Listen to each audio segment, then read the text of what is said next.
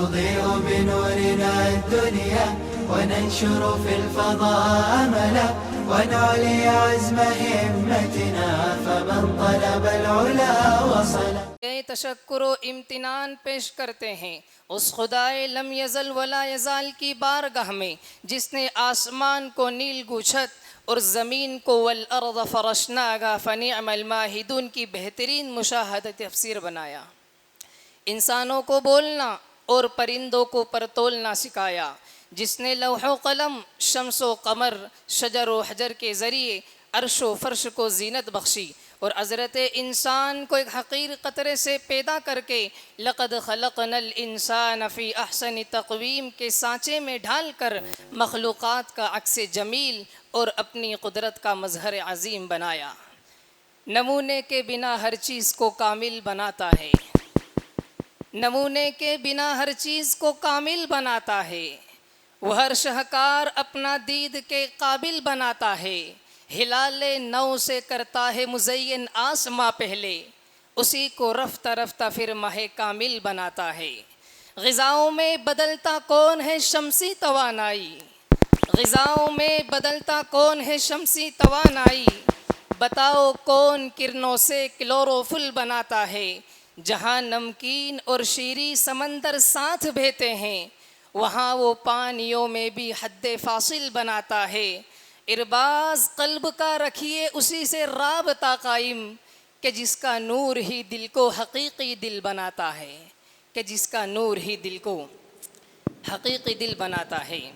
اس کے بعد یا ایھا الذین آمنوا صلوا علیہ وسلموا تسلیما کو پیش نظر رکھتے ہوئے درود و سلام پیش کرتے ہیں اس نبی امی کے دربار میں جو مدینے کا تاجدار، غریبوں کا غم گسار، شہنشاہ ذی وقار رحمت للعالمین صلی اللہ علیہ وسلم کی ذات گرامی ہے۔ نبی کا نام لینے سے میرا بھی نام ہوتا ہے، نبی کا نام لینے سے میرا بھی نام ہوتا ہے، انہی کے صدقے میں میرا ہر کام ہوتا ہے۔ میں بیمار محبت ہوں مجھے دوا کی کیا ضرورت ہے، درود پاک پڑھنے سے مجھے آرام ہوتا ہے، درود پاک پڑھنے سے مجھے آرام ہوتا ہے صلی اللہ علیہ وسلم۔ سامعین ذی وقار، بات کو زیادہ طول نہ دیتے ہوئے بس اس پروگرام کے مقصد اصلی کی طرف رجوع کرتے ہوئے اور پروگرام کی کچھ اس کا مقصد آپ حضرات کے سامنے بیان کرتے ہوئے پروگرام کی کڑیوں کو کڑیاں جوڑ کر انشاءاللہ اختتام تک پہنچانے کی کوشش کریں گے۔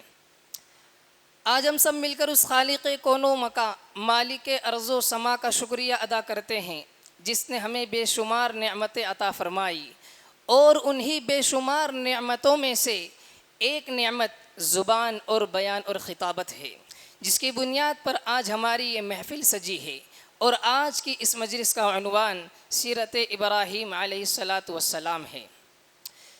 زبان و بیان، خطابت و موعظت اور مکالمہ و محادثہ کی طاقت ایک مسلمہ طاقت ہے۔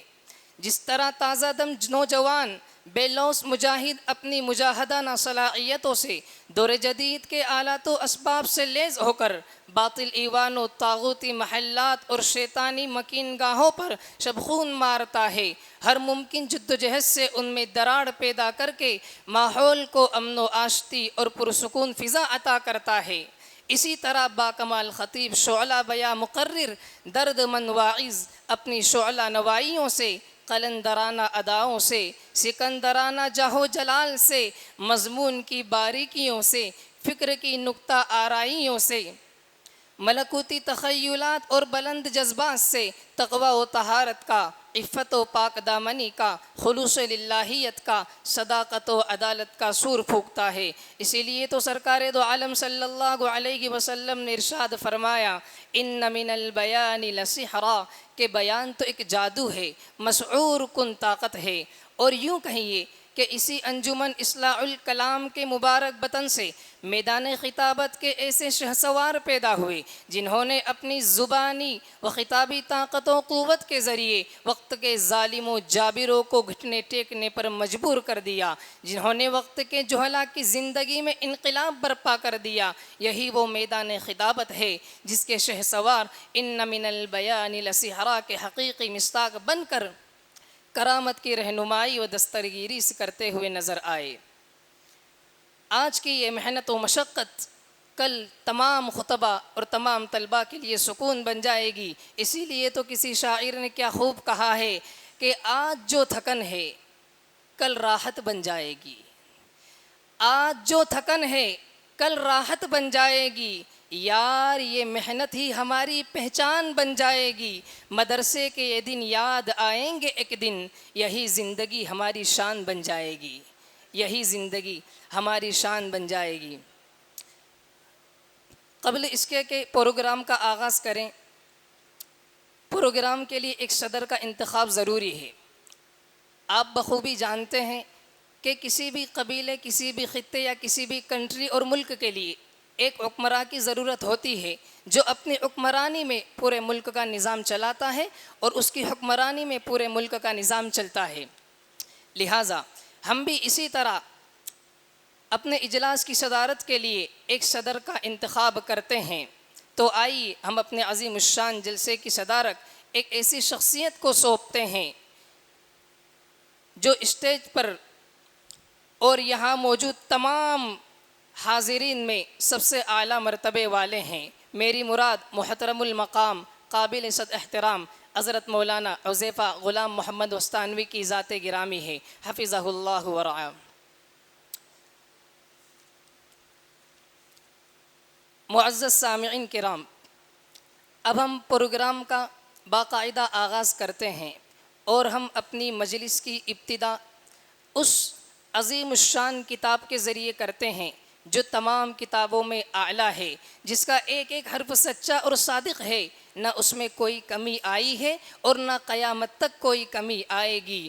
ظلم ڈھانے سے مسلمان نہیں بدلے گا، ظلم ڈھانے سے مسلمان نہیں بدلے گا، جان بھی جائے تو ایمان نہیں بدلے گا، دفن ہو جائیں گے آیات بدلنے والے، کچھ بھی کر لیجئے قرآن نہیں بدلے گا، کچھ بھی کر لیجئے قرآن نہیں بدلے گا۔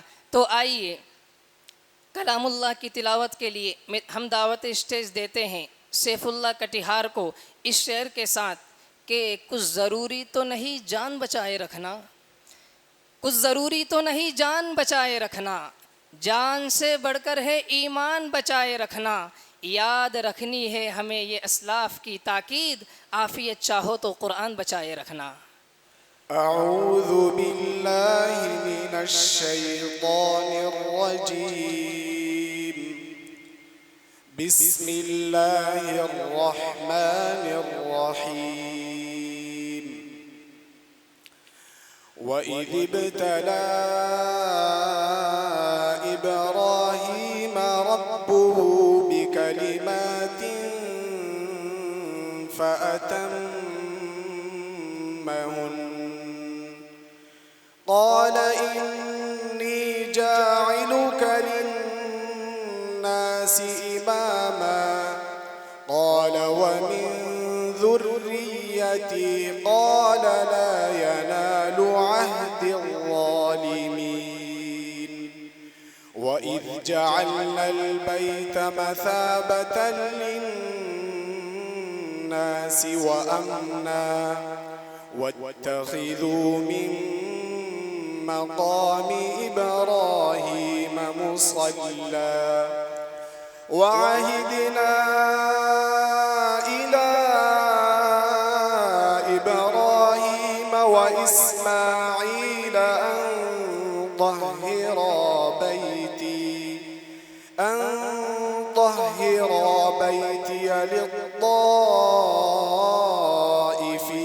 وَالْعَاكِفِينَ وَالرُّكَّعِ السُّجُودِ وَإِذْ قَالَ إِبْرَاهِيمُ رَبِّ اجْعَلْ هَٰذَا بَلَدًا آمِنًا وَارْزُقْ وارزق أهله من الثمرات من آمن منهم بالله واليوم الآخر قال ومن كفر فأمتعه قليلا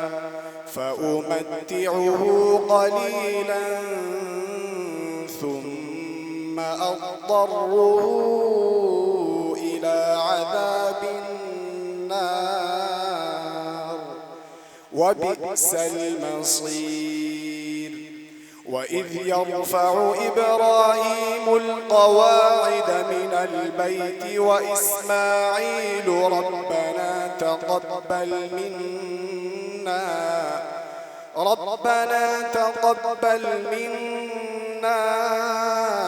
إنك أنت السميع العليم ربنا واجعلنا مسلمين لك ومن ذريتنا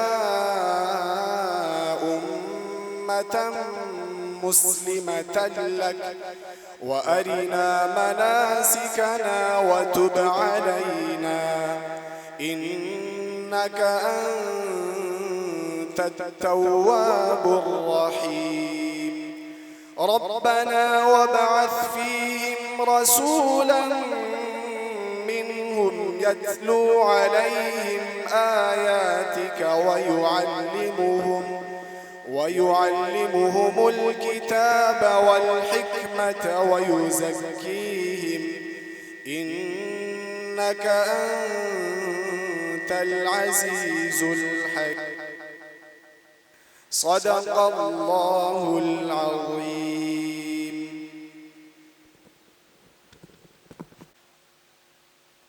اس کے بعد ہم بات کو زیادہ طول نہ دیتے ہوئے آقائے نامدار محمد عربی صلی اللہ علیہ وسلم کی شان میں ترانہ گنگنانے کے لیے دعوت اسٹیج دیتے ہیں محسن میوات کو اس شعر کے ساتھ کہ یہ وادیاں یہ فضائیں بلا رہی ہے تجھے، یہ وادیاں یہ فضائیں بلا رہی ہے تجھے، خاموشیوں کی صدائیں بلا رہی ہے تجھے، میرا کہا نہ سنو دل کی بات تو مانو، ہر ایک دل کی دعائیں بلا رہی ہے تجھے۔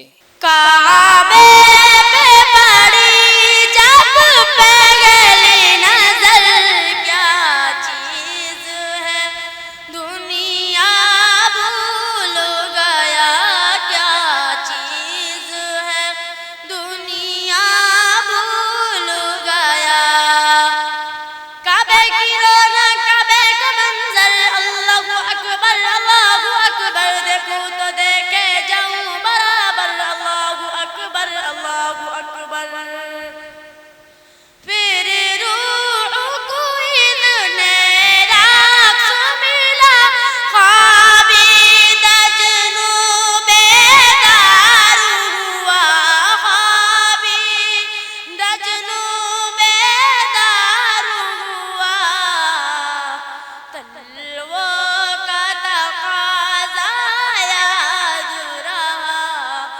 نظروں کا تقاضا بھول گیا، نظروں کا تقاضا بھول گیا، احساس کے پردے لگرائے، ایمان کی حرارت تیز ہوئی، ایمان کی حرارت تیز ہوئی، سجدوں کی تڑپ اللہ اللہ، سر اپنا سودا بھول گیا، سر اپنا سودا بھول گیا، جس وقت دعا کو گاتے اٹھے، یاد آ نہ سکا جو سوچا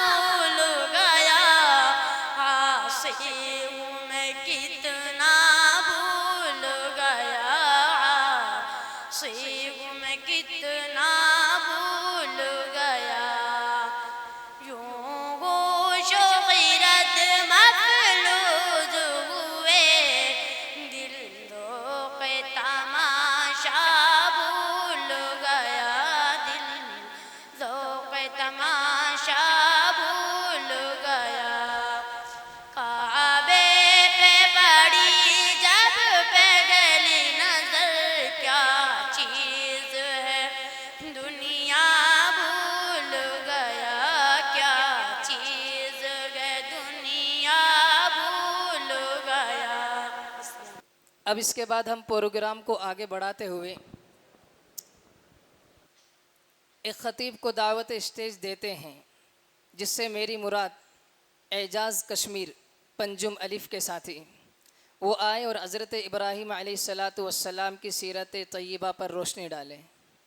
نحمده ونصلي على رسوله الكريم أما بعد فأعوذ بالله من الشيطان الرجيم بسم الله الرحمن الرحيم وَإِذِ ابْتَلَى إِبْرَاهِيمَ رَبُّهُ بِكَلِمَاتٍ فَأَتَمَّهُنَّ قَالَ إِنِّي جَاعِلُكَ لِلنَّاسِ إِمَامًا صدق اللہ العظیم. کیا حقیقت مال کی ہے خوں بہایا کیجئے، کیا حقیقت مال کی ہے خوں بہایا کیجئے، نیک کاموں کے لیے دولت لٹایا کیجئے. انتہائی قابل عزت و احترام حضرات اساتذہ کرام اور عزیز ساتھیوں، السلام علیکم ورحمۃ اللہ وبرکاتہ. عزیز ساتھیوں، آپ سب اچھی طرح جانتے ہیں کہ ہمارے سامنے آنے والا دن کتنا اہم اور متبرک ہے. یقیناً ہم لوگ بڑے باقسمت ہیں ان لوگوں سے جنہوں نے اس سال دار فانی کو چھوڑ دیا اور معبود حقیقی سے جا ملے. یوں تو ہم سب ہی کو مرنا ہے، لیکن وہ لوگ جو شریعت کے مطابق زندگی گزارتے ہیں، اللہ کے احکام کی پابندی کرتے ہیں، ان کی زندگی جتنی لمبی ہوگی اتنے ہی نیکیوں کے انبار اور ذخیرے جمع ہوں گے. اب میں اپنے اصل موضوع کی طرف آتا ہوں. یہ قربانی جسے دنیا کے سارے مسلمان اس مہینے کی 10ویں 11ویں اور 12ویں تاریخ کو کرتے ہیں، یہ کیا ہے، کب اور کیسے ایجاد ہوئی اور کس دن کی یادگار ہے؟ دراصل یہ قربانی حضرت ابراہیم خلیل اللہ علیہ السلام اور ان کے بیٹے حضرت اسماعیل ذبیح اللہ علیہ السلام کے واقعے کی یادگار ہے. ایک غیبی خواب کی بنا پر حضرت ابراہیم علیہ السلام اپنے پیارے نور نظر حضرت اسماعیل علیہ السلام کو راہ خدا میں قربان کرنے کے لیے لے گئے تھے. اسی بنا پر حضرت ابراہیم علیہ السلام کو قال انی جاعلک للناس اماما کا خطاب ملا.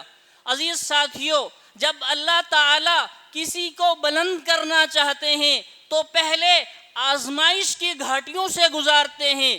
حضرت ابراہیم علیہ السلام جوانی کے آغوش میں آئے تھے کہ وقت کے بادشاہ نمرود نے اپنی باطل خدائی کے انکار کرنے پر دہکتی آگ میں ڈال دیا، کیونکہ حضرت ابراہیم علیہ السلام نے اس کے دماغ کے سارے جال اور جراثیم ختم فرما دیے تھے اور اپنی ایمانی تب و تاب اور ایمانی لہجے میں ایسا وار کیا کہ بادشاہ اپنی ساری ہیکڑی بھول گیا.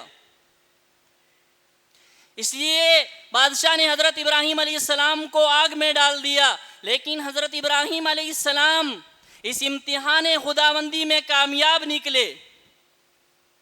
پھر حضرت ابراہیم علیہ السلام کی جوانی گزر گئی، بڑھاپا آ گیا. بارگاہ عزی میں دعا کے لیے حاضر ہوئے، دعا کی، دعا قبول ہو گئی، بچہ پیدا ہو گیا. لیکن اللہ تعالیٰ کی قدرت تو دیکھیے، ادھر چاند سا بیٹا عطا فرمایا اور ساتھ ہی امتحان کا پرچہ دے دیا اور فرمایا کہ اسے حل کرو، اور حکم ہوا کہ اس بچے کو اس کی ماں کے ساتھ ایک غیر ذی زرع وادی میں چھوڑ دو. حضرت ابراہیم علیہ السلام نے چھوڑ دیا اور فرمایا بشارت تیری سچی ہے، تیرا وعدہ بھی سچا ہے، بس اب تو ہی محافظ ہے، یہ بیوی ہے، یہ بچہ ہے.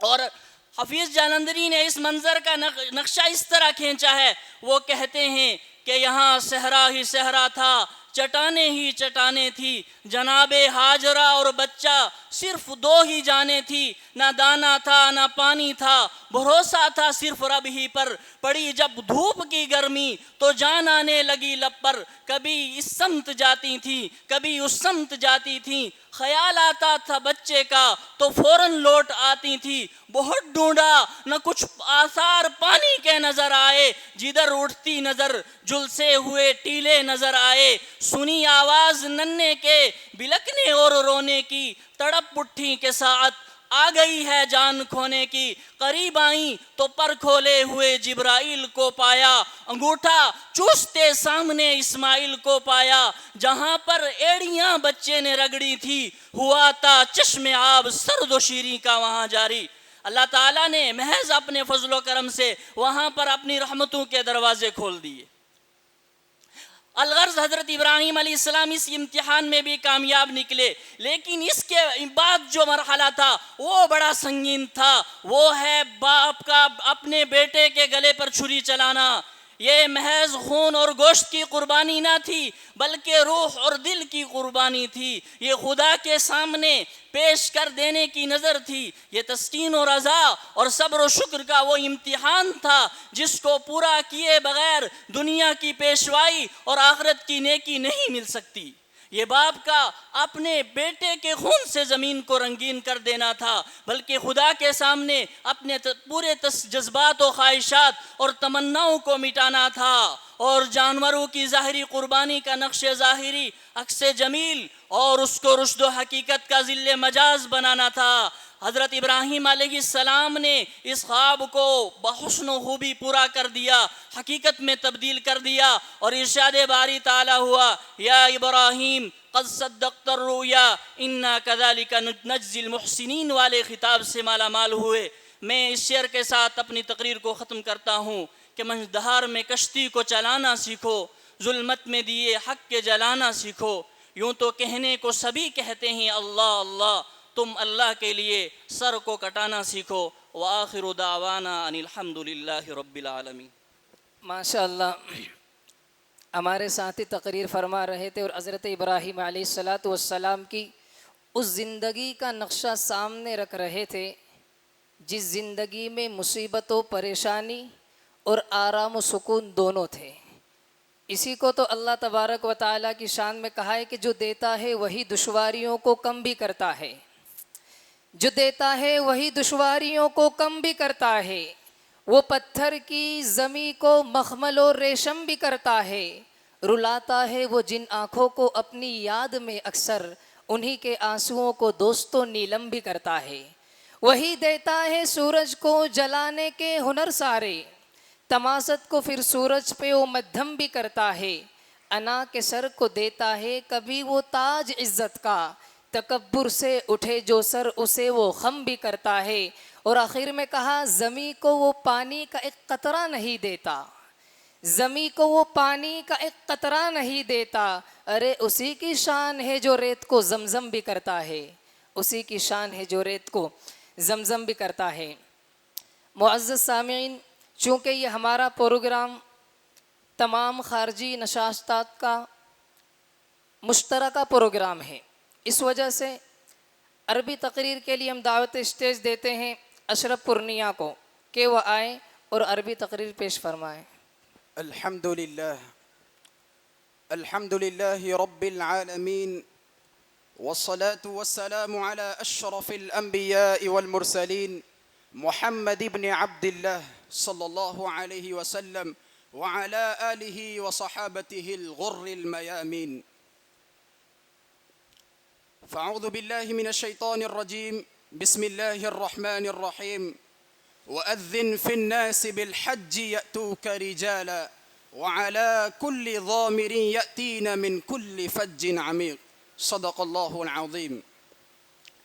أيها المستمعون الأعزاء، إن الحج هو شعيرة من شعائر الله العظيمة وفريضة من فرائض الله المحكمة، وهو من أهم الدعامات الخمس التي يرتكز عليها الدين ويقوم عليها صرح الإسلام، فيقول الله عز وجل: ولله على الناس حج البيت من استطاع إليه سبيلا ومن كفر فإن الله غني عن العالمين.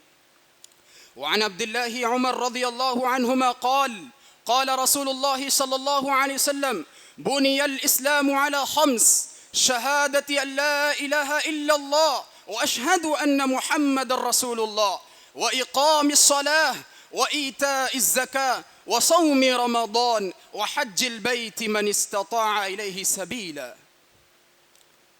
أحبتي في الله، إن الحج هو تلبية لنداء الرحمن. هل أنتم تعلمون حينما فرغ سيدنا إبراهيم عليه الصلاة والسلام من بناء البيت الحرام، من بناء الكعبة المقدسة، أمره الله تبارك وتعالى بنداء الناس: وأذن في الناس بالحج ليتوجهوا إلى البيت العتيق على جناح الشوق والمحبة. فقال جل وعلا: وأذن في الناس بالحج يأتوك رجالا وعلى كل ضامر يأتين من كل فج عميق.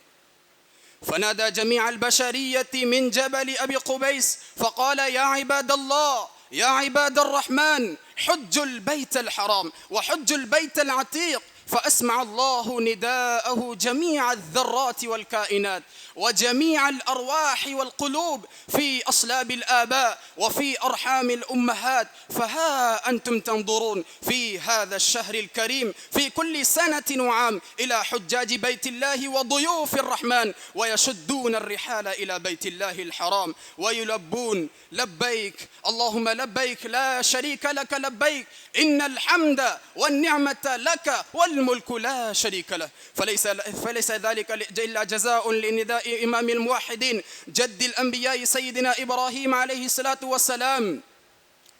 أحبتي في الله، إن حج بيت الله الحرام باب رحب فسيح لحط الأوزار والآثام وتكفير الذنوب والسيئات. قال النبي صلى الله عليه وسلم لعمرو بن العاص عند إسلامه: أما علمت أن الإسلام يهدم ما كان قبله، وأن الهجرة تهدم ما كان قبلها، وأن الحج يهدم ما كان قبله. وقال: من حج فلم يرفث ولم يفسق رجع كيوم ولدته أمه. وقال: الحج المبرور ليس له جزاء إلا الجنة.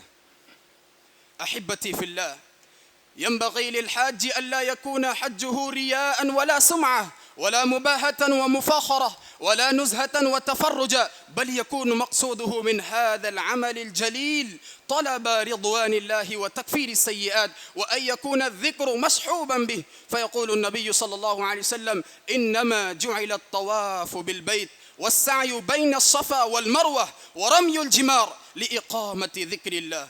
وقال ابن القيم: أفضل أهل كل عمل أكثرهم فيه ذكرا، فأفضل الصوام أكثرهم ذكرا لله في صومهم، وأفضل المتصدقين أكثرهم ذكرا لله، وأفضل الحجاج أكثرهم ذكرا لله. وأقول بقول شاعر: الحج حرف الحاء ثم الجيم، مغزاه ما بان لكل فهيم، فالحاء حلم الله في عليائه، والجيم جرم العبد عند رحيم.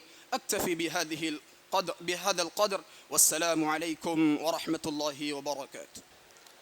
الحمد لله رب العالمين، والصلاة والسلام على النبي الصادق الأمين وعلى آله وأصحابه أجمعين. أما بعد، فأعوذ بالله من الشيطان الرجيم. بسم الله الرحمن الرحيم. لن ينال الله لحومها ولا دماؤها ولكن يناله التقوى منكم. صدق اللہ العظیم. یہ منصب بلند ملا جس کو مل گیا، یہ منصب بلند ملا جس کو مل گیا، ہر مدعی کے واسطے دار و رسن کہا. محترم صدر جلسہ اور میرے عزیز ساتھیوں، اللہ رب العزت جس کو چاہے عزت دے، جس کو چاہے ذلت دے، جس کو چاہے نوازے، جس کو چاہے محروم کر دے. وہ ذوالجلال ہے، وہ ذوالقوت المتین ہے، وہ قادر مطلق ہے، وہ علیم ہے، وہ خبیر ہے. وَإِن مِّن شَيْءٍ إِلَّا عِندَنَا خَزَائِنُ، اس کی شان ہے. اسی نے اپنے پیغمبر حضرت ابراہیم علیہ السلام کو اپنا خلیل بنایا، اپنا عزیز و قرین بنایا۔ جس کو اپنا خلیل بنایا تھا اس کا امتحان بھی اس طرح سخت سے سخت تھا، اس کی قربانی، اس کا مجاہدہ، اس کی عبادت اور اس کی ایک ایک حرکت سے اعلیٰ درجے کا اخلاص ٹپکتا تھا۔ حضرات، اخلاص اس وقت پیدا ہوتا ہے جب خدا کی معرفت ہو، خدا کی معرفت اس وقت پیدا ہوگی جب خدا کی معصیت سے گریز ہو۔ یہی حضرت ابراہیم علیہ السلام ہے جو ادنا درجے کا بھی غیر اللہ کی طرف میلان برداشت نہیں کر رہے۔ وقت کا ظالم بادشاہ نمرود آپ کی توحید پرستی سے حد درجہ نالا ہے، آتش و سودوں کا عذاب دینے کے لیے مصر ہے۔ زبردست قسم کی آگ جلائی اور دہکائی جا رہی ہے، اس جلدی اور دہکتی آگ میں حضرت ابراہیم علیہ السلام کو ڈالنا ہے۔ ادھر نمرود حکم کرتا ہے، ادھر حضرت ابراہیم علیہ السلام کو آگ میں ڈالا جاتا ہے۔ عین اسی موقع پر اللہ کا ایک فرشتہ حضرت ابراہیم علیہ السلام کی خدمت میں حاضر ہو کر عرض پرداز ہوتا ہے، اگر میری مدد چاہیے، میری نصرت چاہیے، فوراً حاضر خدمت ہوں۔ ایسے نازک موقع پر، ایسے دل ہلانے والے موڑ پر حضرت ابراہیم علیہ السلام کی خلت و محبت کا پتہ چلتا ہے، سچی توحید پرستی ظاہر ہوتی ہے۔ حضرت ابراہیم علیہ السلام جواب دیتے ہیں، میرا خالق، میرا مالک، میرا پیدا کرنے والا اللہ مجھے دیکھ رہا ہے اور مجھے صرف اسی کی مدد چاہیے۔ توحید تو یہ ہے کہ خدا حشر میں کہہ دے، توحید تو یہ ہے کہ خدا حشر میں کہہ دے، یہ بندہ زمانے سے خفا میرے لیے ہے۔ محترم حضرات، یہی ادا، یہی اسلوب، یہی مجاہدہ، یہی تقوی اللہ تعالیٰ کی نظر میں اتنا اچھا لگا کہ حضرت ابراہیم علیہ السلام کو اپنا خلیل بنایا۔ اور ایک وقت ایسا آیا کہ حضرت ابراہیم علیہ السلام کو خواب میں حکم دیا کہ اپنے لاڑلے، اپنے فرزند حضرت اسماعیل علیہ السلام کی میرے نام پر قربانی پیش کرو۔ حضرت ابراہیم علیہ السلام اس خواب کو اللہ کا حکم اور وحی ربانی سمجھتے تھے اور بیٹے کی قربانی اور اللہ کے حکم کی فرما برداری کے لیے تیار ہو جاتے کہ فرما برداری کے لیے تیار ہو جاتے ہیں اور اپنے بیٹے کو بھی اپنا خواب سناتے ہیں اور اللہ کی بارگاہ میں اللہ کی رضا جوئی کے لیے قربان ہونے کی بات کرتے ہیں۔ دیکھیے آپ کیسے بیٹے تھے۔ حضرت اسماعیل علیہ السلام جواب دیتے ہیں، یا ابت افعل ما تؤمر ستجدنی انشاء اللہ من الصابرین۔ سامعین، تھوڑی دیر رک کر یہاں سوچئے اور غور و فکر کیجئے۔ حضرت ابراہیم علیہ السلام، حضرت اسماعیل علیہ السلام کی قربانی پر ذرا غور کیجئے، کیسے اللہ کے حکم کو بجا لانے، مرنے اور مارنے، کٹنے اور کاٹنے کے لیے اور قربان ہونے اور قربان کرنے کے لیے کس قدر خوش دلی سے اظہار رضامندی کر رہے اور حقیقت میں جان دینی ہے، کوئی افسانوی اور مجازہ بات نہیں ہے۔ اللہ تعالیٰ کو حضرت ابراہیم علیہ السلام کی یہی ادا، یہی اسلوب، یہی وارفتگی، یہی درد دل، یہی محبت و عشق کی قربانی اتنی اچھی لگی کہ امت محمدیہ کے مالدار مسلمانوں کے لیے جانور کی قربانی کو رہتی دنیا تک کے لیے یادگار بنا دیا اور سب کو یہی سبق ملا کہ جان دی ہوئی اسی کی تھی، جان دی ہوئی اسی کی تھی، حق یہ کہ حق ادا نہ ہو سکا۔ حضرات، آج لوگ عید الاضحیٰ کے مبارک موقع پر حضرت ابراہیم، حضرت اسماعیل علیہ السلام کی یادگار میں 10ویں، 11ویں، 12ویں ذی الحجہ کو اپنی قربانیاں بارگاہ رب العزت میں پیش کرتے ہیں۔ یہ قربانیاں، ان کا خون، ان کی کھالیں خدا تعالیٰ تک نہیں پہنچتی بلکہ ہمارا تقوی اور ہمارا خلوص پہنچتا ہے۔ اسی لیے ارشاد ربانی ہے، لن ینال اللہ لحومها ولا دماؤها ولكن يناله التقوى منكم۔ اللہ تعالیٰ تک تمہارے قربانیوں کا خون اور گوشت تو نہیں پہنچا کرتا، خدا تعالیٰ تک تو تمہارا تقوی پہنچا کرتا ہے۔ لہٰذا اے لوگوں، خدا کو اپنا خلوص، اپنا تقوی، اپنا درد دل، اپنا جذبہ عقیدت و محبت اور اپنا جذبہ جان ہی دکھاؤ اور دل سے یہی کہو کہ نکل جائے دم تیرے قدموں کے نیچے، نکل جائے دم تیرے قدموں کے نیچے، یہی دل کی حسرت، یہی آرزو ہے۔ انتہائی واجب الاحترام قابل صد تکریم حضرات اساتذہ کرام اور معزز سامعین نظام، السلام علیکم ورحمۃ اللہ وبرکاتہ۔ آئیے حضرات، نعت پاک سننے اور سنانے سے قبل ایک مرتبہ ہم سب مل کر درود پاک کا نذرانہ پیش کریں۔ اللہم صلی علی محمد النبی الامی وعلی آلہ وسلم تسلیما۔ جسے دیکھ کر رشک کرتی ہے دنیا،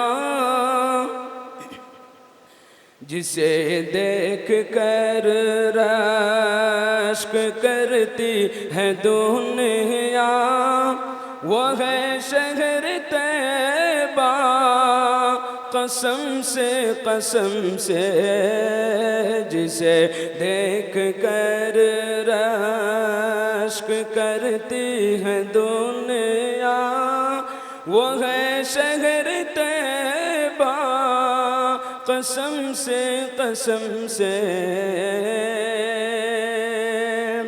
جسے دیکھ کر رشک کرتی ہے دنیا، وہ ہے شہر طیبہ قسم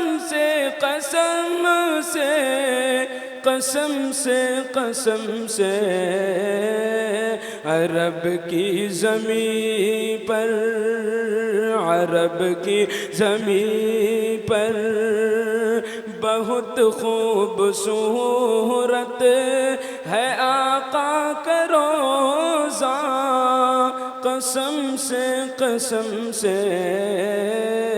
جسے دیکھ کر رشک کرتی ہے دنیا، وہ ہے شہر طیبہ قسم سے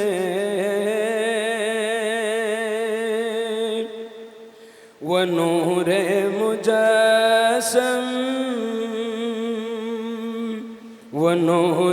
مجسم کا نورانی چہرہ، جسے دیکھ کر سر کٹائے صحابہ، وہ نور مجسم کا نورانی چہرہ، جسے دیکھ کر سر کٹائے صحابہ، نہ امت ہے ایسی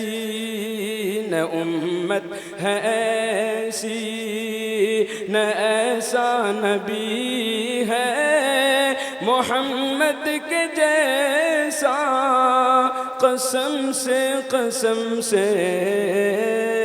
جسے دیکھ کر رشک کرتی ہے دنیا، وہ ہے شہر طیبہ قسم سے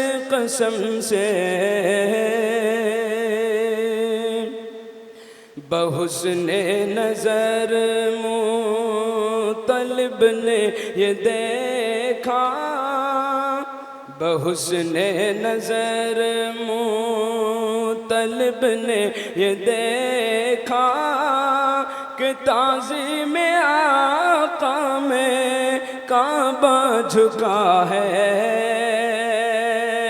بحسن نظر مطلب نے یہ دیکھا کہ تعظیم آقا میں کعبہ جھکا ہے، یقیناً در آمنہ کا یہ بچہ ہے کعبے کا کعبہ، قسم سے یقیناً در آمنہ کا یہ بچہ ہے کعبے کا کعبہ، قسم سے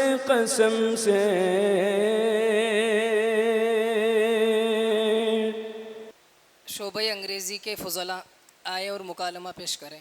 السلام علیکم ورحمۃ اللہ وبرکاتہ۔ وعلیکم السلام ورحمۃ اللہ وبرکاتہ۔ How is it going today?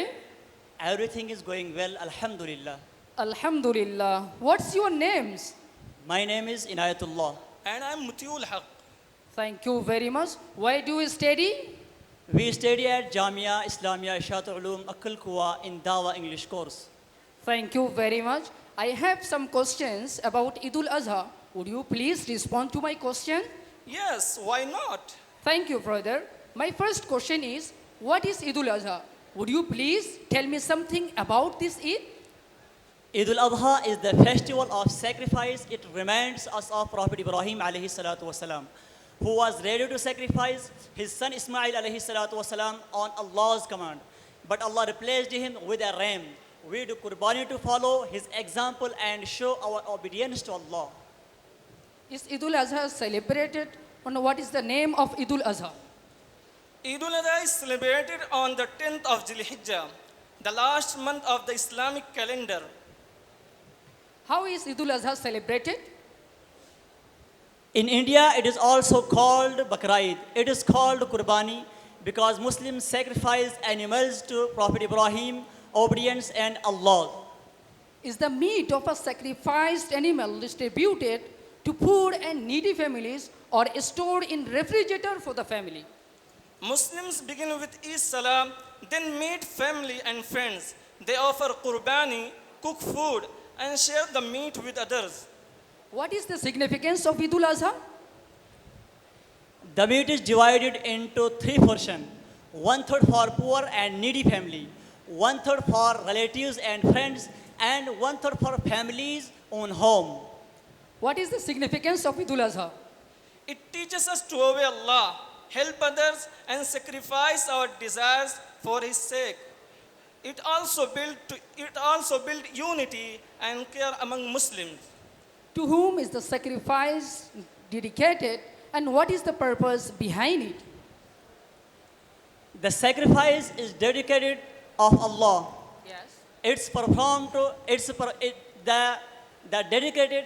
the sacrifice is dedicated to Allah. It's performed to seek His about, fulfill religious obligations, and show attitude. As Allah subhanahu wa ta'ala says, لَن يَنَالَ اللَّهَ لُحُومُهَا وَلَا دِمَاؤُهَا وَلَكِنْ يَنَالُهُ التَّقْوَى مِنْكُمْ. Thank you very much. Is Eid al-Adha celebrated only for eating various food or does it also impact Indian economy? Who benefits from this Eid? Eid al-Adha is not just about eating various food. It significantly impacts the Indian economy. Farmers, butchers, traders, and the poor benefit from the increased demand for livestock, meat, and related goods and services.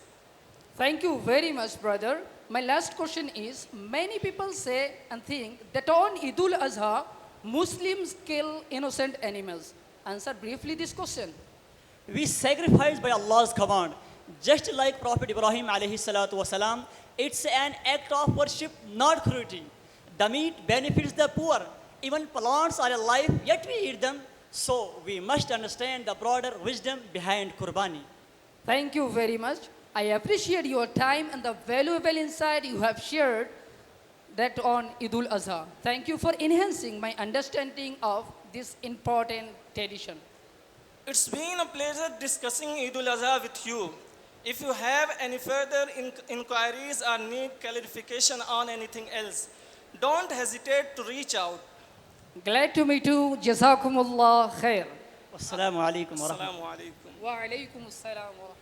نحمده ونصلي على رسوله الكريم أما بعد فأعوذ بالله من الشيطان الرجيم بسم الله الرحمن الرحيم وإذ ابتلى إبراهيم ربه بكلمات فأتمهن قال إني جاعلك للناس إماما صدق الله العظيم.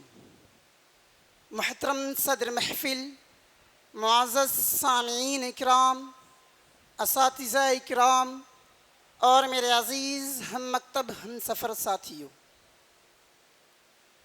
انسانی تاریخ ایسے بے شمار کرداروں سے بھری پڑی ہے جنہوں نے اپنے عمل سے زمانے کا رخ موڑ دیا، لیکن کچھ ہستیاں ایسی ہوتی ہیں جن کی زندگی کا ایک ایک لمحہ رہتی دنیا تک کے لیے ضابطۂ حیات بن جاتا ہے۔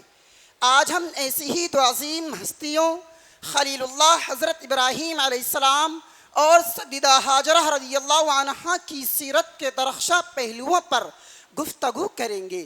یہ صرف ایک مرد اور ایک عورت کی کہانی نہیں، بلکہ یہ ایک خاندان کی داستان ہے جس کی بنیاد پر اللہ تعالیٰ نے اپنی آخری شریعت کی عمارت کھڑی کی۔ حضرت ابراہیم علیہ السلام کو اللہ تعالیٰ نے خلیل یعنی گہرا دوست کے لقب سے ملقب کیا، اور دوست ہمیشہ آزمایا جاتا ہے۔ آپ علیہ السلام کی پوری زندگی آزمائشوں کا ایک سلسلہ ہے۔ نمرود کی آگ، باپ کا بائیکاٹ، وطن سے ہجرت، اور پھر بڑھاپے میں ملنے والے اکلوتے بیٹے اسماعیل علیہ السلام کو اللہ کے حکم پر ایک بے آب و گیا وادی میں چھوڑ آنے کا حکم۔ رفقائے درس، ذرا تصور کیجئے اس منظر کا۔ مکہ کی وہ وادی جہاں آج کعبہ کی رونق ہے، اس دن ایک لغودق صحرا تھی، نہ پانی کا قطرہ، نہ کھجور کا درخت، ہر طرف صحرائی صحرا نظر آتا، چٹیل میدان ہی میدان نظر آتا۔ حضرت ابراہیم علیہ السلام نے اپنی جوان بیوی ہاجرہ اور اپنے بیٹے شیرخوار اسماعیل علیہ السلام کو وہاں چھوڑ کر پلٹنے لگے تو سیدہ ہاجرہ رضی اللہ عنہا نے پیچھے سے آواز دی کہ اے ابراہیم، ہمیں کس کے سہارے یہاں چھوڑے جا رہے ہو؟ حضرت ابراہیم علیہ السلام خاموش رہے۔ انہوں نے پھر پوچھا، کیا اللہ نے آپ کو اس کا حکم دیا ہے؟ جب حضرت ابراہیم علیہ السلام نے اس بات میں سر ہلایا تو سیدہ ہاجرہ رضی اللہ عنہا کی منہ سے تاریخ کا وہ جملہ نکلا جو ایمان کی معراج ہے، اور وہ جملہ یہ ہے، اذن لا یضیعنا، یعنی پھر ہمارا رب ہمیں ہرگز ضائع نہیں کرے گا۔ سامعین محترم، یہ وہ لمحہ تھا جب ایک عورت نے ثابت کر دیا کہ توکل صرف مردوں کی میراث نہیں، یہ جملہ دراصل پورے دین کی بنیاد ہے۔ جب بندہ جان لے کہ کرنے والا اللہ ہی ہے تو صحرا بھی گلستان لگتا ہے۔ حضرت ابراہیم علیہ السلام نے پلٹ کر دعا مانگی جو سورہ ابراہیم میں قیامت تک کے لیے محفوظ ہو گئی۔ ربنا انی اسکنت من ذریتی بواد غیر ذی زرع عند بیتک المحرم، اے ہمارے رب، میں نے اپنی اولاد کو تیرے محترم گھر کے پاس بے کھیتی کی وادی میں بسا دیا تاکہ یہ نماز قائم کرے۔ سامعین اکرام، کچھ دنوں میں کھجوریں ختم ہو گئی، مشکیزے کا پانی خشک ہو گیا، معصوم اسماعیل علیہ السلام پیاس سے بلکنے لگے۔ اب ایک اکیلی ماں کا امتحان شروع ہوا۔ سیدہ ہاجرہ رضی اللہ عنہا قریب کی پہاڑی صفا پر چڑھی، دور تک نظر دوڑائی، کوئی قافلہ، کوئی انسان، کوئی امید نظر نہ آئی۔ نیچے اتری، سامنے مروہ پہاڑی پر چڑھ گئی، شاید ادھر سے کوئی آتا دکھائی دے۔ پھر صفا، پھر مروہ، 7 چکر، تپتی ریت، جلتا ہوا صحرا، اور ایک اکیلی ماں کی ممتا۔ محترم حضرات، اللہ رب العزت کو اپنے خلیل کے گھرانے کی ادا اتنی محبوب ہوئی کہ اسے قیامت تک کے لیے عبادت کا ایک حصہ بنا دیا۔ آج بیت اللہ کا طواف کرنے والا ہر مرد اور ہر عورت، چاہے وہ امیر ہو یا غریب، بادشاہ ہو یا فقیر، سیدہ ہاجرہ رضی اللہ عنہا کے نقش قدم پر چلنے پر مجبور ہے۔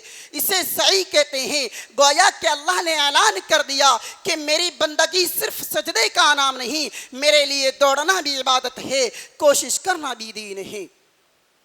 سامعین ذیشان، جب 7واں چکر مکمل ہوا اور سیدہ ہاجرہ مایوس ہو کر بچے کے پاس لوٹی تو منظر کچھ بدلا ہوا تھا۔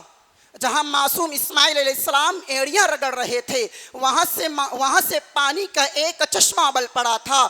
فرشتے نے آواز لگائی، زمزم، یعنی رک جا، ٹھہر جا۔ سیدہ ہاجرہ رضی اللہ عنہا نے جلدی سے اس کے ارد گرد مٹی کا منڈیر بنا دیا تاکہ وہ پانی بہہ نہ جائے۔ رسول اللہ صلی اللہ علیہ وسلم نے فرمایا کہ اللہ ہاجرہ پر رحم کرے، اگر وہ زمزم کو یوں نہ روکتی تو آج وہ ایک بہتا ہوا دریا ہوتا۔ میں اپنی تقریر کو یہیں سے اختتام کرتا ہوں اس شعر کے ساتھ۔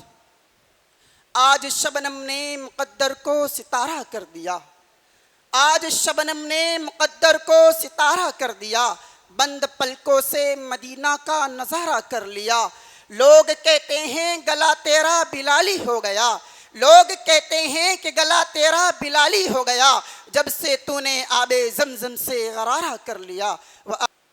معزز سامعین، اب میں آخری خطیب محمد مالیگاؤں کو دعوت اسٹیج دیتا ہوں کہ وہ آئیں اور عشرہ ذی الحجہ کے فضائل اس عنوان پر تقریر پیش فرمائیں۔ نحمده ونصلي على رسوله الكريم أما بعد فأعوذ بالله من الشيطان الرجيم بسم الله الرحمن الرحيم والفجر وليال عشر وقال تعالى في مقام آخر ويذكر اسم الله في أيام معلومات على ما رزقهم من بهيمة الأنعام فكلوا منها وأطعموا البائس الفقير صدق الله العظيم۔ صدر محترم، معزز اساتذہ کرام اور حاضرین مجلس، جن ایام سے ہم اور آپ گزر رہے ہیں یہ بہت قیمتی، قابل قدر اور مبارک ایام ہیں جنہیں عشرہ ذی الحجہ کے نام سے موسوم کیا جاتا ہے۔ ان ایام کی دو طرح کی فضیلتیں ہیں، ایک عمومی، دوسری خصوصی۔ عمومی فضیلت یہ ہے کہ اللہ تبارک و تعالی نے اپنی کتاب مقدس میں ان کا تذکرہ کیا ہے، ارشاد خداوندی ہے والفجر ولیال عشر۔ علامہ ابن کثیر رحمۃ اللہ علیہ کہتے ہیں کہ 10 راتوں سے مراد ذی الحجہ کی ابتدائی 10 راتیں ہیں، اور خصوصی فضیلت بایمانہ کے انہی دنوں میں ایک خاص دن 9 ذی الحجہ کا بھی ہے جسے یوم عرفہ کہا جاتا ہے۔ یوم عرفہ کی فضیلت بیان کرتے ہوئے سرکار دو عالم صلی اللہ علیہ وسلم نے ارشاد فرمایا کہ یوم عرفہ کا روزہ پچھلے 1 سال اور آئندہ 1 سال کے گناہوں کا کفارہ ہے۔ اور 10ویں ذی الحجہ یعنی یوم النحر کی فضیلت بیان کرتے ہوئے ارشاد فرمایا کہ اللہ تبارک و تعالیٰ کے نزدیک سب سے افضل دن قربانی کا دن ہے، اور یہ قربانی ہمارے جد امجد سیدنا ابراہیم علی نبینا علیہ السلام اور ان کے فرزند ارجمند حضرت اسماعیل علیہ السلام کے واقعے کو تازہ کرنے کے لیے اللہ تبارک و تعالی نے تا قیام قیامت ہر صاحب نصاب آزاد مسلمان اور مقیم پر واجب کر دی ہے، جس کی فضیلت حضور صلی اللہ علیہ وسلم نے بیان فرمائی کہ قربانی کرنے والے کو ہر بال کے بدلے میں ایک نیکی ملتی ہے، اور نہ کرنے پر وعید بھی سنائی ہے کہ جو گنجائش کے باوجود قربانی نہ کرے تو ہماری عیدگاہ میں نہ آئے۔ جو لوگ قربانی کو خلاف عقل کہتے ہیں وہ سن لے کہ پوری دنیا میں قربانی کا رواج ہے۔ اگر قوموں کی تاریخ پر نظر ڈالی جائے تو پتہ چلے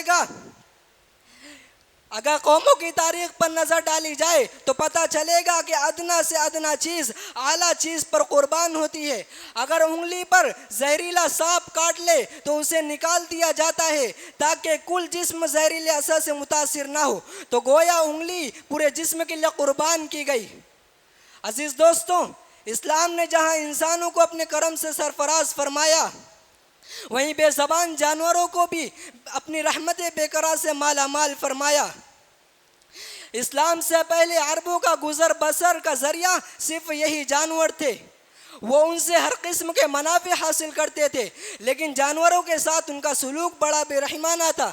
آپ صلی اللہ علیہ وسلم نے اس سے منع فرمایا اور ارشاد فرمایا کہ آخرت کا ثواب و عذاب جانوروں کے ساتھ اچھے اور برے سلوک سے بھی متعلق ہے۔ عزیز دوستوں، اسلام نے گوشت خوری کو لازم تو نہیں کیا، البتہ اس کی اجازت ضرور دی ہے، لیکن بلا وجہ جانوروں کو مارنے کے در پہ ہونا درست نہیں ہے۔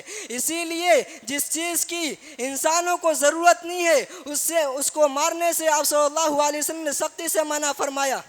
بعض لوگ خیال کرتے ہیں کہ اسلام نے گوشت خوری کی اجازت دے کر بے رحمی کا ثبوت دیا، اور بعض ہمارے ناواقف ہندو بھائیوں کے یہاں تو اسلام نام ہی گوشت خوری کا ہے، تو انہیں یاد رکھنا چاہیے کہ اس کی اجازت صرف مذہب اسلام میں نہیں بلکہ دیگر مذاہب میں بھی پائی جاتی ہے۔ اور جس ذات نے انسانوں کو اور دنیا کی تمام چیزوں کو پیدا کیا ہے، اس نے بھی ہمارے وجود میں فطرت کے ایسے اشارے رکھے ہیں جو اشارہ کرتے ہیں کہ انسان کو گوشت خوری کی اجازت دینی چاہیے۔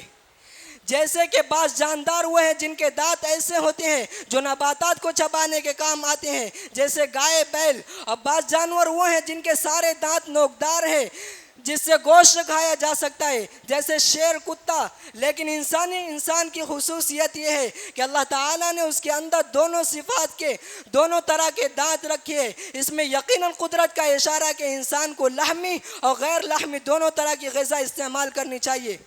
جو لوگ گوشت خوری سے منع کرتے ہیں ان کا خیال یہ ہے کہ یہ بے زبان جانوروں کو قتل کرنے یعنی جو ہتیا کا باعث بنتا ہے. لیکن میں ان سے سوال کرنا چاہتا ہوں کہ جب آپ پانی، دودھ یا دوا اپنی حلق سے نیچے اتارتے ہیں تو سینکڑوں جراثیم ہیں جن کے لیے آپ اپنی زبان حال سے پروانہ موت لکھ دیتے ہیں. اور جس طریقے سے جانوروں میں اور حیوانات میں روح موجود ہے تو اسی طریقے سے سائنس نے ثابت کر دیا ہے کہ نباتات میں بھی روح موجود ہے. تو کیا یہ جو ہتیا کا اور زندہ جانوروں کو قتل کرنے کا باعث نہیں بنتا؟ تو وہ دلیل یہ دیتے ہیں کہ چونکہ نباتات تکلیف محسوس نہیں کرتے اس لیے نباتات کو ختم کرنے کا جرم جانوروں کو ختم کرنے سے کمتر ہے. میں کہتا ہوں کہ جرم ہے، چاہے چھوٹا ہی کیوں نہ ہو.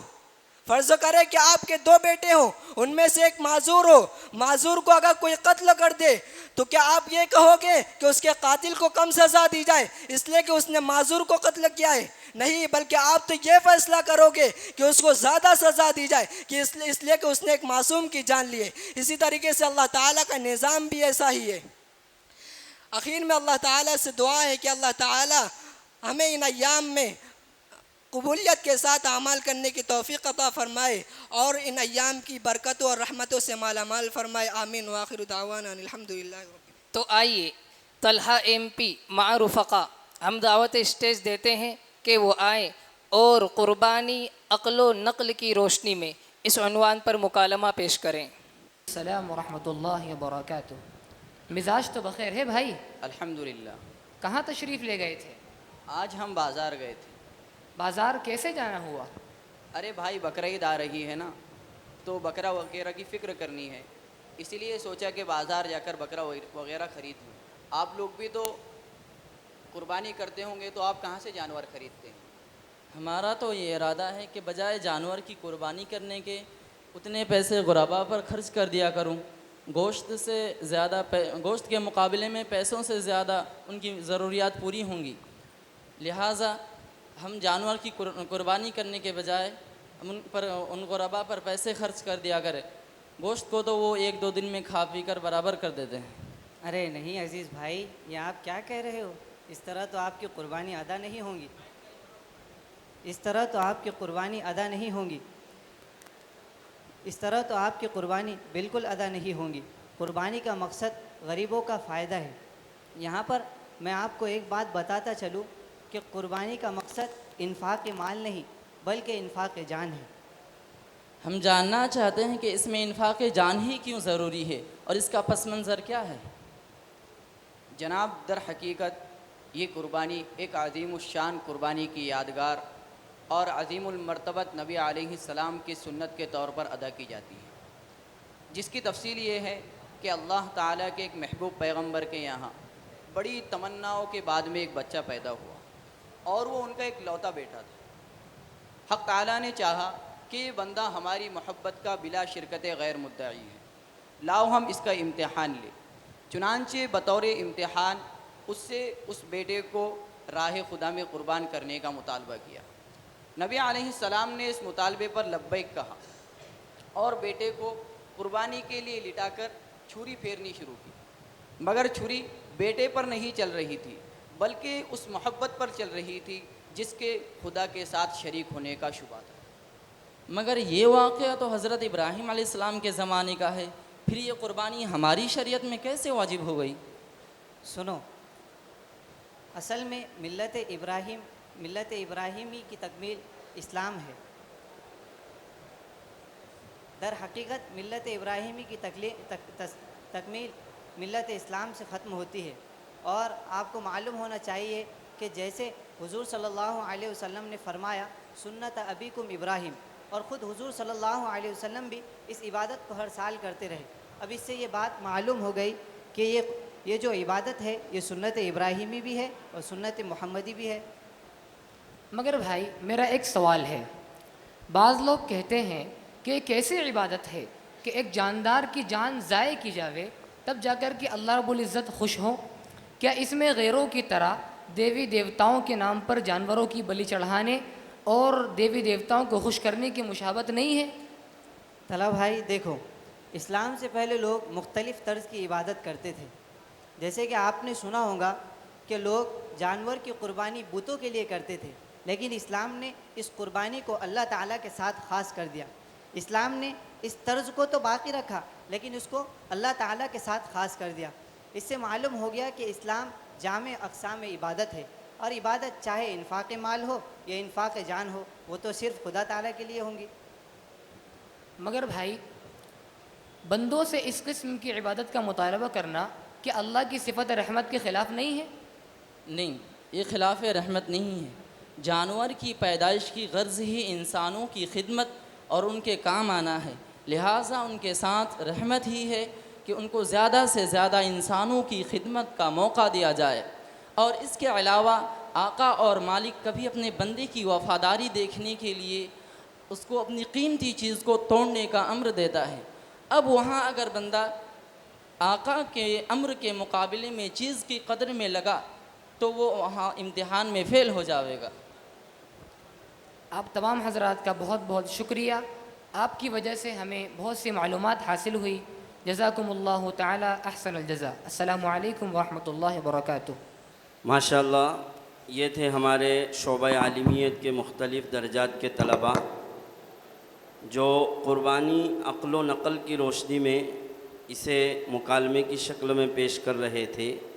اور آج کا ہمارا یہ جلسہ سیرت ابراہیمی بیات خادم القرآن حضرت مولانا غلام محمد صاحب وستانوی نور اللہ مرقدہ، آپ کی یاد کے طور پر یہ رکھا گیا.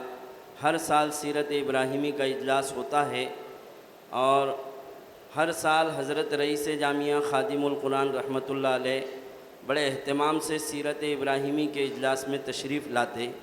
بہرحال آج بھی آپ ہمارے درمیان نہیں ہیں، مگر اللہ نے آپ کے نور نظر لخت جگر جو علمی، عملی، دینی، دعوتی، تربیتی، تدریسی ہر اعتبار سے ہم طلباء کی اور جامعہ کی قیادت فرما رہے ہیں. اللہ پاک آپ کی عمر میں برکت نصیب فرمائے. درمیان تشریف لائے اور اپنے مواعظ سے ملفوظات سے ہمیں نوازے. بسم اللہ الرحمن الرحیم. قال اللہ تبارک و تعالی فی کتابہ المجید والفرقان الحمید. فاعوذ باللہ من الشیطان الرجیم. بسم اللہ الرحمن الرحیم. کونی بردا وسلاما علی ابراہیم. مجلس کے آداب بھی ہے کہ آدمی جب بات ہو رہی ہو تو خاموشی اختیار کرے. اب آپ اتنے چھوٹے بھی نہیں ہیں کہ آپ کو بارہا کوئی بات کہی جائے اور پھر اس کے بعد آپ دوبارہ وہی حرکت کرتے رہیں. ہمارے مدارس اسلامیہ میں تربیت کے لائن سے جو محنت کی جاتی ہے ان میں سے ایک محنت یہ بھی ہے کہ چونکہ حکیم الامت مجدد ملت حضرت تھانوی فرماتے ہیں کہ مدارس کے قیام کے مقاصد میں سے ایک اہم ترین مقصد بلکہ بنیادی مقصد یہ ہے علم دین کی نشر و اشاعت. تو علم دین کی نشر و اشاعت کے لیے جتنے بھی اسباب اور وسائل ضروری ہے ان تمام کے تمام اسباب اور وسائل کو ہمارے مدارس اسلامیہ میں بروئے کار لایا جاتا ہے. اب ظاہر سی بات ہے کہ عوام الناس کو دین سمجھانے کے لیے سب سے مؤثر اگر کوئی چیز ہے تو وہ ہے خطابت اور موعظت، نصیحت. حکیم الامت حضرت تھانوی رحمۃ اللہ علیہ نے ایک جگہ پر لکھا ہے کہ خطابت اور موعظت اور نصیحت سے زیادہ عوام تک دین کو پہنچانے والی اور کوئی مؤثر چیز نہیں، انتہائی مؤثر چیز ہے.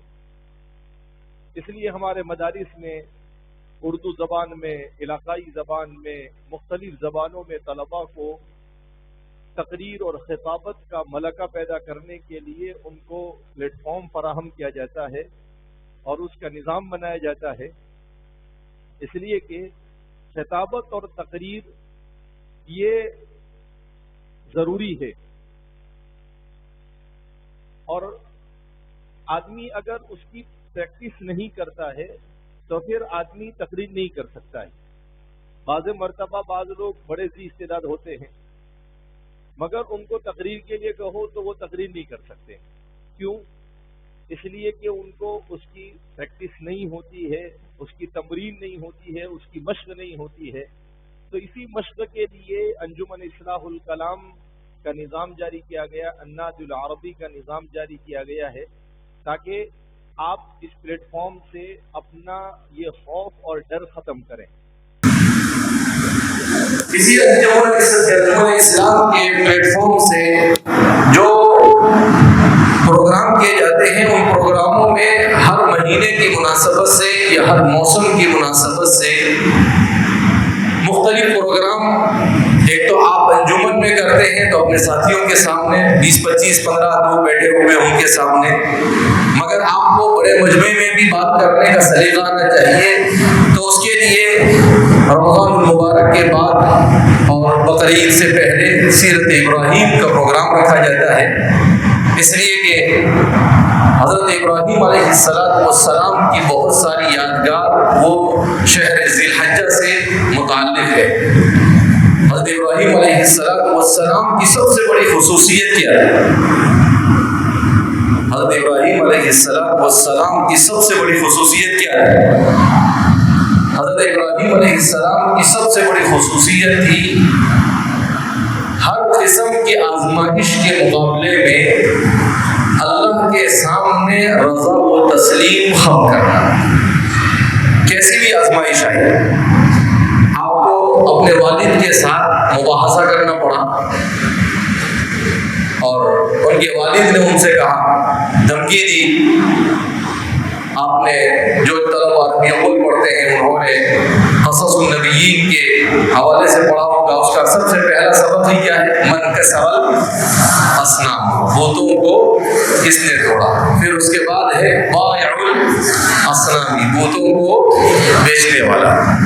تو حضرت ابراہیم سے شروع کیا آپ نے، اس لیے کہ حضرت ابراہیم علیہ السلام کا سب سے بڑا امتیازی وصف یہ تھا کہ آپ نے عین شباب میں اپنی قوم جو شرک اور کفر میں مبتلا تھی، نجوم پرستی میں مبتلا تھی، اس قوم کو للکارا. آپ نے کیسے سبق سکھایا؟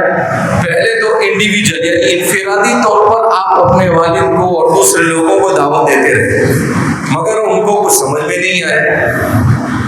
اس کے بعد یہ اپنا ایک تہوار منانے کے لیے شہر سے باہر گئے تو حضرت ابراہیم علیہ السلام نے کہا کہ جاؤ تو صحیح، تم ابھی بتاتا ہوں. اور حضرت ابراہیم علیہ السلام ادھر ان کے بت خانے میں گئے اور بت خانے میں جا کر ان کے سارے بت توڑ دیے، اور جو سب سے بڑا بت تھا اس کے گلے میں وہ جس فاس سے آپ نے سب کو توڑا تھا وہ اس کے گلے میں لٹکا دیا اور آگے. اب وہ جب آئے اپنا تہوار منا کر تو وہ اپنے بت خانے میں گئے اور اپنے معبود کے سامنے جو بھی ان کو عبادت کرنی تھی اس کے لیے جا کر دیکھا تو وہاں کا منظر ہی کچھ اور ہے کہ سارے بت ٹوٹے ہوئے ہیں. تو سمیا کا فتح ابراہیم کہا یہ ابراہیم کا کام ہو سکتا ہے، اس لیے کہ وہ بھائی ہم کو ان کے بارے میں ہمیشہ بولا کرتے تھے. ان کو بلایا، قال کبیرہم ھذا فاسألوہ، کہا مجھے کیوں پوچھتے ہو؟ جس کے گلے میں لٹکا ہوا ہے یہ توڑنے کا آلہ، آپ اسی سے فاسألوہ، میں کیوں پوچھتے ہو؟ اسے پوچھو. تو کہا کہ وہ کیسے جواب دے گا؟ جب وہ جواب نہیں دے گا، وہ لا تضر ولا تنفع لا تسمع، وہ سن نہیں سکتا، وہ بول نہیں سکتا، تو پھر کیوں تم اس کی عبادت کرتے ہو؟ تو پھر ان سے کچھ بنا نہیں. تو انہوں نے کہا کہ ابراہیم کو آگ میں ڈال. تو اس وقت ابراہیم علیہ السلام نے اپنے ایمان کا پوری قوم، بادشاہ، رعایا، وزراء سب ایک طرف اور ایک طرف ایک فرد فریق سیدنا حضرت ابراہیم علیہ السلام. مگر آپ گھبرائے نہیں. کیوں؟ آپ کو معلوم تھا کہ موت اور حیات کا مالک کون ہے؟ اللہ. آپ کو معلوم تھا عزت اور ذلت کا مالک کون ہے؟ اللہ. آپ کو معلوم تھا نفع اور نقصان کا مالک کون ہے؟ اللہ. آپ کو یقین تھا، اس لیے آپ بالکل گھبرائے نہیں. انہوں نے آگ سلگائی، ایک نہیں دیا، پھر بھی آپ نہیں گھبرائے. اور اللہ رب العزت نے بھی یہی انتظام کیا، کونی بردن و سلاما علی ابراہیم. تو ابراہیم علیہ السلام کی زندگی کا سب سے بڑا سبق یہ کہ اہل حق کو ہر حال میں اللہ کی رضامندی اور کفر اور شرک سے بیزار ہو کر ثابت قدمی کے ساتھ حق پر کیسے جمے رہنا. یہ حضرت ابراہیم علیہ السلام کی زندگی کا سب سے اہم ترین سبق. پھر اس کے بعد ابراہیم علیہ السلام کے جتنے امتحان ہوئے، کبھی آپ نے صبر سے کام لیا، کبھی رضا و تسلیم سے کام لیا، کبھی توکل سے کام لیا، کبھی حکمت سے کام لیا. تو حضرت ابراہیم علیہ السلام کی زندگی کے مختلف پہلو آپ کے سامنے کیا کیے گئے ہیں، بیان کیے گئے ہیں. یہ انبیاء کرام علیہ السلام کی سیرتیں قرآن میں بیان کی جاتی ہے. انبیاء کرام علیہ السلام کی ان سیرتوں کو احادیث مبارکہ میں تفصیل سے بیان کیا جاتا ہے. کیوں بیان کیا جاتا ہے؟ تاکہ ہم اس سے سبق حاصل کریں کہ انہوں نے کن حالات میں کیسے زندگی گزاری، ہم بھی ان حالات کے اندر میں اسی طریقے سے کیا کریں، زندگی گزاریں. بہرحال حضرت ابراہیم علیہ السلام کی سیرت کے اوپر جتنا بولا جائے کم ہے. ماشاءاللہ طلباء نے اچھی تیاری کی اور مختلف تقریریں اور مختلف مقالات پیش کیے. اور ایک اعلان یہ کیا جاتا ہے کہ جامعہ کے ایک استاد سابق حضرت مولانا زبیر صاحب اعظمی رحمۃ اللہ علیہ جامعہ کے ابتدائی زمانے میں حدیث کی کتابیں پڑھاتے تھے. پھر کچھ سال حضرت یہاں پر رہے، میرے خیال سے 2-4-5 سال. اس کے بعد مہاراشٹر میں ایک جگہ ہے ایملا، وہاں پر آپ کا قیام تھا. آپ بڑے شاعر بھی تھے. جامعہ کی تاریخ پر سب سے پہلی کتاب آپ نے ہی لکھی، ذرے سے آفتاب تک. تو ان کا آج انتقال ہو گیا. انا للہ و انا الیہ راجعون. اللہ ان کی مغفرت فرمائے، ان کے درجات کو بلند فرمائے اور ان کی خدمات جلیلہ کو قبول فرمائے. اصل اعظم گڑھ کے تھے، مگر آپ بہت طویل عرصے سے مہاراشٹر ہی کے اندر میں مقیم تھے. جامعہ سے آپ نے پڑھایا اور پھر اس کے بعد کبر سینی کی وجہ سے آپ اپنے گھر پر ہی آرام فرماتے تھے. ہم نے بھی مولانا سے کچھ ابتدائی کتابیں پڑھی تھی. تو دوسرا یہ کہ سیرت ابراہیم کا جیسے آپ کے سامنے تقریر کا مقابلہ ہوا، اسی طریقے سے اس کا مضمون نگاری کا مسابقہ، اس کا بھی اعلان کیا جا رہا ہے کہ 20 ذی الحجہ کو 7 جون 2026 اور 20 ذی الحجہ 1447 کو سیرت ابراہیم کے عنوان پر مضمون نگاری کا مسابقے کا اعلان کیا جاتا ہے، جس میں حضرت ابراہیم علیہ السلام کی سیرت سے متعلق کن مضامین پر آپ کو تیاری کرنی ہے، کن کتابوں سے تیاری کرنی ہے اور کن شرائط کے ساتھ آپ اس میں شرکت کر سکتے ہیں. تو ابھی چھٹیاں ہیں تو اپنا وقت ایسے ہی ضائع کرنے کے بجائے اس میں مطالعہ کریں اور مطالعہ کر اس مسابقے میں بھی آپ شرکت کرنے کی کوشش کریں، تاکہ جس طریقے سے خطابت کا آپ کو تمرین ہو رہی ہے انجمن کے ذریعے سے، اسی طرح سے مضمون نگاری کی بھی تمرین ہونی چاہیے. بہرحال تو اس کے شرائط وغیرہ انشاءاللہ عنقریب مختلف مقامات پر آویزہ کر دیے جائیں گے اور کس طریقے سے اس میں آپ شرکت کر سکتے ہیں وہ تفصیلات بھی آپ کے سامنے بیان کر دی جائے گی. بہرحال اللہ رب العزت حضرت ابراہیم علیہ السلام کی سیرت طیبہ کے مطابق ہمیں بھی زندگی گزارنے کی توفیق مرحمت فرمائے.